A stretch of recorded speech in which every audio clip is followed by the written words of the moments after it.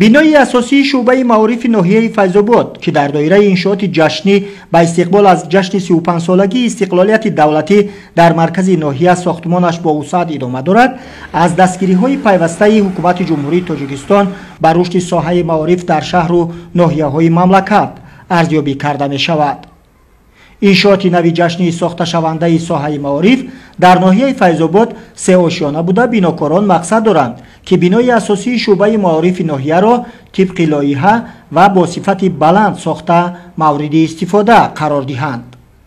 در ناحیه فیض‌آباد در برابر رواج دادن کارهای بنیادی در بینای تازه بنیاد 3 قبطه شعبه معارف، عین زمان در شفت مؤسسه‌های تعلیمی ناحیه در دایره تدبیرهای سازندگی و بنیادکاری به افتخار از جشن 35 سالگی استقلالیت دولتی زیاده از 50 صنفخانه نوی علاوگی برای 6600 جای نشست با سهم صاحبکاران محلی ساختمانشان ادامه دارد. با بنیاد و مورد استفاده قرار دادن صنفخانه‌های نوی علاوگی در زیاده از 20 مؤسسه‌های تعلیمی ناحیه، نارسایی جای نشست خوانندگان برطرف گردیده، روند دانش آموزی نسل نورس باز هم بهتر خواهد گشت.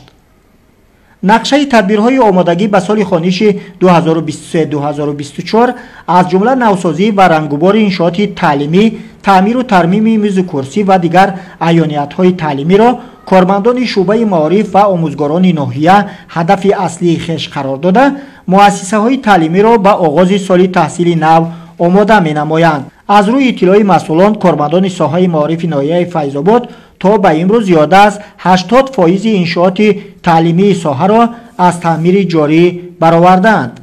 مؤسسه تحصیلات میانه عمومی رقم 35 ناحیه دارای 32 صنفخانه تعلیمی بوده.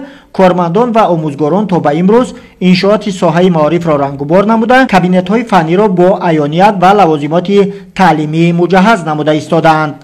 آموزگاران مؤسسه امروز تیار هستند که خوانندگان را در روز 1 سپتامبر روز دانش در یک سطح بلند پیشواز بگیرند و مقصد اساسی آموزگاران مؤسسه از آن عبارت است که خوانندگان را در روحیه و تندرستی خویشتن‌شناسی، دوست داشتن ارزش‌های ملی تربیت نمایند. از روند تدبیرهای آمادگی به سال نو تحصیلی 2023-2024 در مؤسسه‌های تحصیلات میانه عمومی رقم 1، 3، 5، 22، 63 و 64 معلوم گردد که آموزگاران و خوانندگان مؤسسه‌های تعلیمی ناحیه فیض‌آباد سال نو خوانش را در صنفخانه‌های تازه و برهوای دارای تجهیزات و عیانیت‌های ضروری در سطح بلند آغاز می‌نمایند.